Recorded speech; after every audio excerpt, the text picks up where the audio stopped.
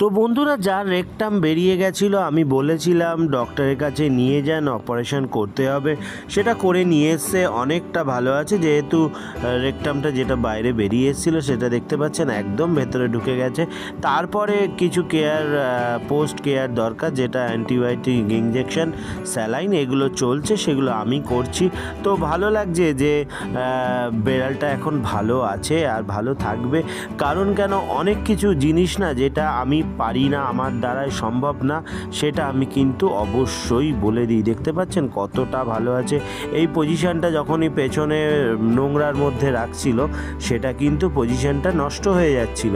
তাই জন্য আমি কিন্তু সময় নষ্ট না করে ওনাদেরকে বললাম আপনারা নিয়ে যান, নিয়ে অপারেশন করান। তো করেছে, ভালো আছে, আর 5-7 দিনের মধ্যে পুরোপুরি স্টিচ শুকিয়ে যাবে। তো বন্ধুরা, আপনারাও ভিডিওটা শেয়ার করুন, আপনারাও চেষ্টা করবেন, কিছু কিছু জিনিস ডক্টরের সাজেশন নেবেন, ডক্টরের কাছে নিয়ে যাবেন। সব সময় প্যারাভেট সব কিছু পারে না, আর কেউ হাতে রেখে কাজ করাটা আমার পছন্দ না। সেই জন্য বলবো বন্ধুরা, এদেরকে ভালো রাখার জন্যে অনেক সময় সেকেন্ড ওপিনিয়ন নেওয়ার চেষ্টা করবেন। আর সবাই ভালো থাকবেন, সুস্থ থাকবেন।